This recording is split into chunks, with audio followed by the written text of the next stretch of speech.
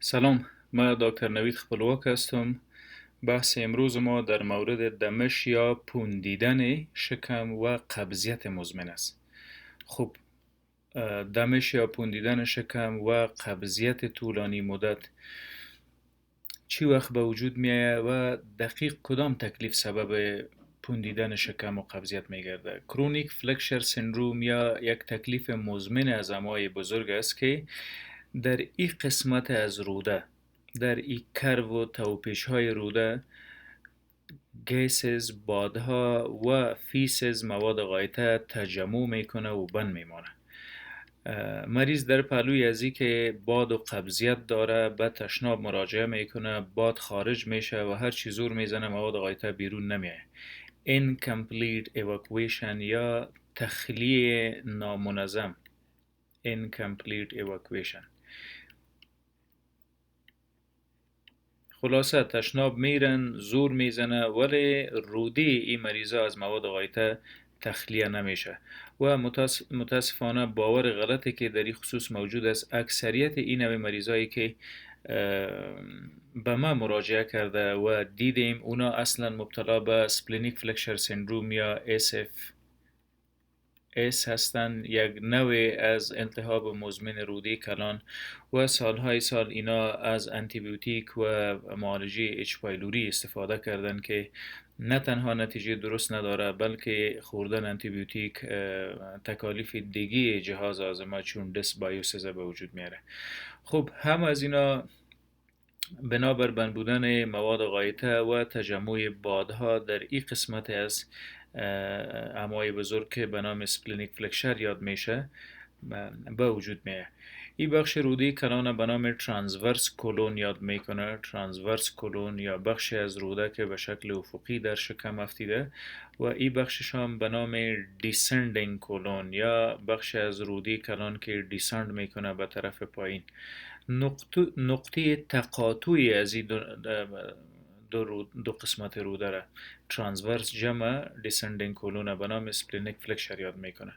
مواد غایطه جمع گازها و باد شکم اگر در این ناحیه تجمع کرد، تکلیف به نام سپلینیک فلکشر سندروم به وجود میاره. علائمی که در سپلینیک فلکشر سندروم به وجود میاره، یکیش احساس پوندیدن و دمش میده و شکم است، فولنس.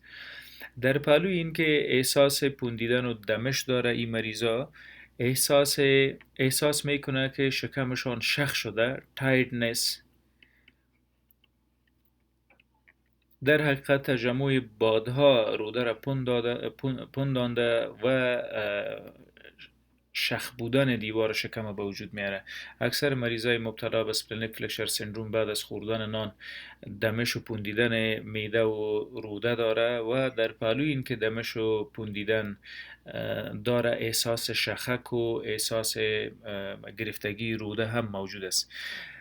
دردهای خفیف چون شارپ سپازم نیز در این تکلیف به وجود میاد. خوب زمانی که بنابر هر ملحوظ روده حرکت نکرد، سپازم یا شخک میکنه و توسط خود مریض یا اگر توسط دکتر معالج فشار داده شود، طی فشار دادن احساس درد میکنه مریض و ایره تندنس میگیم. این کیفیت در مریضا بیشتر قابل ملاحظه است. در پهلوی این که مریض بنابر بند بودن مواد غایطه در قسمت از روده کانستیپیشن یا قبضیت داره، مواد غایطهشان به روزها بیرون نمیایه و اگر بیرون هم بیایه مریض زور میزنه. اکثریتشان در تکالیف مزمن یا دراز مدت بر سالهای سال بر بیرون راندن مواد غایطه از روده زور میزنن. این زور زدنشان سبب شق مقعد یا انال فشر میگرده که بیشتر در جوامع ما انال فشر هم اطلاق بواسیر میکنن که این یک ذهنیت غلط است. در انال فشر شق یا پاره شدن خیلی کم در مقعد به وجود میاد، خونریزی خیلی کم ولی درد خیلی شدید داره. همچنان دوام این وضعیت میتونه هموراید یا بواسیر به وجود میاره چون مریض بار بار تشناب میره، زور میزنه تا تخلیه شود، باد خارج میشه، مواد غایطه بیرون نمیایه. طی همین پروسه قسمت از غشای مقعدی به بیرون مبرایه و بواسیر به وجود میاره. چگونه بواسیر با انالفشار تفکیک کنیم؟ خب بواسیر خونریزی زیاد داره، درد نداره. انالفشار خون خیلی کم داره اما درد زیاد داره. به هر حال در بعض مریضای مبتلا به اسپلنیک فلکشر سندروم دایریا یا اسهال به وجود میاد. این دایریا یا اسهال یک نوع خاص خود داره. بیشتر مریضا تشناب میره و به شکل بلاست یا انفجار مواد غایطیشان تیت و پاشان تخلیه میشه. اینا کسایی هستن که مبتلا به اسپلنیک فلکشر سندروم هستن یا مواد غایطه و گاز هر دو در این قسمت میده با روده با هم تجمع کرده. خب بلاستینگ تایپ یا به شکل انفجار مواد غایطیشان تیت و پاشان نیمه سال خارج میشه. اگر همه از این علائم داریم در اون صورت نباید فکر بکنیم که گویا به تکلیف معده مبتلا هستیم، بلکه اسپلنیک فلکشر سندروم به وجود آمده و این یک عفونت مزمن روده است. خب میایم روی علت‌هایی که اسپلنیک فلکشر سندروم به وجود میاره. علت اساسی که در جوامع ما بیشتر قابل ملاحظه است موجودیت قهر، غصه، تشویش، اضطراب، گریه و دیپرشن. خب استرس، دیپرشن و انواع و اقسام تشوشات روحی و روانی چگونه میتونه این تکلیف به وجود بیاره؟ مسلما قهر، غصه، تشویش، اضطراب و هر ناراحتی فکری و ذهنی مستقیم سیستم عصبی مرکزی یا سنترال نروس سیستم تحت فشار میاره. یک بخش از سیستم عصبی به نام اتونومیک نروس سیستم یا سیستم عصبی خودکار نام داره که مسئول تنظیم حرکات و سکنات اعضای غیر ارادی بدن ما به شمول روده است.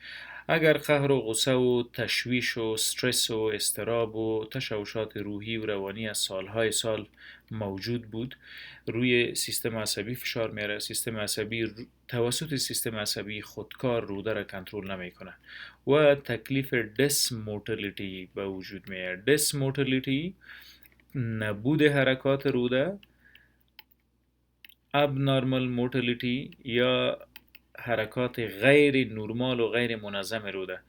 خب دسموتیلیتی یا نبود حرکات یعنی چی؟ مواد غایطه در روده می باشه و روده هم توسط حرکات مارپیش خود اینا را انتقال میده به محیط بیرونی. این حرکات مارپیش روده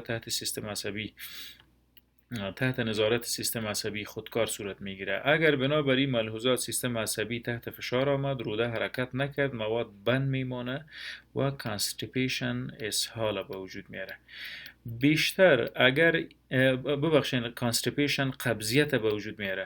اگر باد شکم موجود بود، کتش درد خفیف شکم هم بود و بعد از خوردن این وضعیت زیاد میشد، شکم دمش میکرد، کتش قهر و غصه و تشویش و اضطراب داشتیم، در او صورت مبتلا به SFS یا سپلنیک فلکشر سندروم هستیم و در این صورت باید به اچ پایلوری و معده و اجزای دیگه بدن خود معالجه نکنیم، باید مستقیما بریم به سپلنیک فلکشر سندروم و برای انواع مودالیتی که برای معالجه پیشنهاد میشه استفاده باید بکنیم.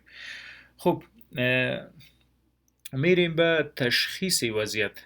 از مریض تاریخچه مشرح و مفصل باید گرفته شود تا حداقل بین تکالیف دیگه روده چون IBS، IBD و انواع دیگه تکالیفی که در روده به وجود میاد و سبب باد و قبضیت و اسهالات میگرده باید تفکیک شود. در IBS در مریض ها باد جمع دایریا و اسهال موجود است. باد جمع قبضیت یا کانستیپیشن موجود است و باد شکم جمع عدم تخلیه موجود است. همچنان در IBS بعض مریض ها اسهال و قبضیت هر دو تجربه می کنند.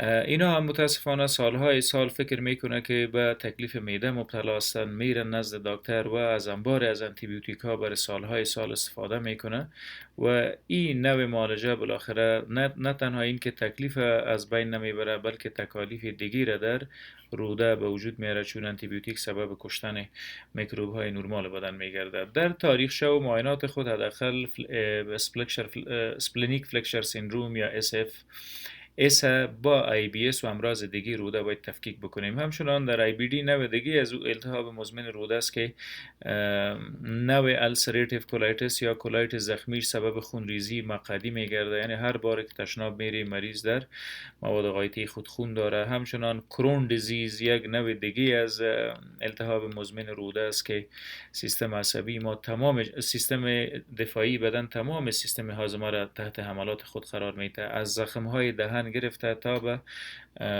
بواسیر تکمه‌ای یا انالفشر، هم از اینا در IBD به وجود میاد. در وامز انفستریشن یا کرم هایی که در روده موجود می باشه، اینا هم میتونه سبب بادهای شکم، سبب قبضیت بگرده، خصوصا اسکاریس که سبب اسکاریاسیس میگرده. پرازیت های چون آمیب و جاردیا سبب باد شکم و قبض میگرده، اما در جاردیاسیس و آمیبیاسیس وضعیت پیچ موجود می باشه، مریض تشناب میره، دردهای مقعدی داره، دردهای شکم داره، تخلیه هم نمیشه و دوام این وضعیت میتونه مردتب و درد خفیف استخوان به وجود بیاره. در امیبیاسیس چیزی که خیلی مهم است در پهلوی این که مریض باد و قبضیت داره، گاهی اوقات اسهال داره و این اسهالاتشان میره به طرف خونریزی، دیزنتری یا اسهالات با خون. اینا هم باید در جریان صحبت کردن با مریض تفکیک شود. اگر دیدیم که مریض هیچ عفونت و میکروب و پرازیت در روده نداره ولی دمش و قبضیت و بادهای شکم داره، در اون صورت سپلینیک فلکشر سیندروم و یا IBS به وجود آمده. خب برای معالجه از این وضعیت از همه مهم لایف استایل مودیفیکیشن یا تغییر و تبدیل در زندگی شب و روز ماست. چگونه لایف استایل مودیفیکیشن میتونه این وضعیت مهار بکنه؟ لایف استایل مودیفیکیشن یا تغییرات در زندگی 24 ساعت خود. خب اگر از مایات کمتر استفاده میکنیم، مثلا آب کم میخوریم، باید در 24 ساعت حداقل به اندازه مصرف خود آب بخوریم، حداقل 3 لیتر در یک 24 ساعت بر یک وجود غالب کافی است. چی خدمت میکنه ای آب؟ میره مواد غایطی خشک و سخت و بندمانده را در این ساحه نرم ساخته و به بیرون اجازه میده. در پهلو این که آب باید بیشتر بکنیم، اکسرسایز یا ورزش گزینه خیلی عالی است برای برطرفی قبضیت و سایر امراض بدن، خصوصا امراض جهاز هاضمه. بهترین نوع ورزش رنینگ یا دویدن است. اگر صبح شکم خالی بدویم، طی دویدن و جم زدن روده می جنبه و هورمون سراتونین یا هورمون خوشی از امی روده تولید شده میره به داخل جریان خون، از داخل جریان خون خود میرسانه به سیستم عصبی مرکزی و این هورمون ضد استرس، ضد قهر، ضد غصه، ضد اضطراب است. علت اساسی که تکلیف به وجود آورده میتونیم توسط ورزش از بین ببریم. اگر روده غیر متحرک است میتونیم از دواهای چون سپازمولودکس استفاده بکنیم. سپازمولودکس دواهایی است که حرکات روده را تنظیم میکنه. همچنان از پروکنتکس صنف دیگی از دواهاست که میتونیم برای تنظیم حرکات روده استفاده بکنیم. پروکنتکس مشهورترینش دامپریدان و اتوپراید و لیوسالپراید، اینا دواهایی است که میتونیم بر معالجه سپلینیک فلکشر سیندروم استفاده بکنیم. سپازمولودکس یا دواهای ضد اسپازم و شخک معده مثل روده مثل دروتاورین و میباورین، اینا را هم میتونیم در بهار کردن وضعیت استفاده بکنیم، ولی هم از اینا کوتاه مدت است. این روزا پیپرمنتایل یا صاف جیل های مخصوص است عصاره نعنا به نام پیپرمنتایل نتیجه خیلی عالی داده. روز یک کپسول اگر استفاده بکنیم وضعیت میتونیم مهار بسازیم. خب هم از این معالجه برای کوتاه مدت است. علت تکلیف باید معالجه بکنیم تا از معمول یا تکلیف رهایی پیدا بکنیم. خب از چیها پرهیز کنیم که تکلیف سپلنیک فلکشر سیندروم دیگه هم شدت پیدا نکنه؟ dietary restrictions یا تعذیراتی که روی تغذیه مریض وضع میشه. dietary restriction: avoidance of fresh fruits and salad، استفاده نکردن از میوه تازه، fresh fruits و ترکاری تازه. هدف در اینجا خام بودن این مواد است. اینا توسط آفتاب پخته شده، نه توسط دیگ. پس اگر میخوریم سبب باد و قبضیت و حتی در نزد مریضای مبتلا به IBS سبب اسهالات میگرده. میتونیم میوه را به شکل جوس بخوریم. این جوس در دو جای میتونیم بسازیم: یا توسط ماشینای میخانیک، ماشینای برقی، و یا میوه را میجویم، آبش را خرد میکنیم، تو فالش پستوف میکنیم. از سالاد یا ترکاری خام هم باید پرهیز صورت بگیره. اگر قبضیت داریم میتونیم از مواد از سیدز، از دانه ها یا تخم باب تا یک مدت پرهیز بکنیم، مثل لوبیا، نخود و امثال از اینا. از غذاهای فاست فودز یا غذاهای بریان شده هم پرهیز باید صورت بگیره که در اکثر انسان‌ها یا مریضای مبتلا به IBS و اسپلنیک فلکشر سیندروم اینا سبب دلجوشی و سوء هاضمه نزد مریض میگرده. از غذاهای پروسس شده یا از این گوشت‌های کنزرو باید جلوگیری بکنیم، استفاده باید نکنیم. چیزی که در خوردنیا بیشتر باید استفاده شود در این وضعیت پروبایوتیکس است. پروبایوتیکس مواد است که میره و میکروب های نرمال رودی ما را تغذیه میکنه. اینا بیشتر و بیشتر در ماست موجود است، یوگرت یا ماست. به هر حال این بود داشته های ما در مورد سپلنیک فلکشر سیندروم. امید که مثمر تمام شده باشه.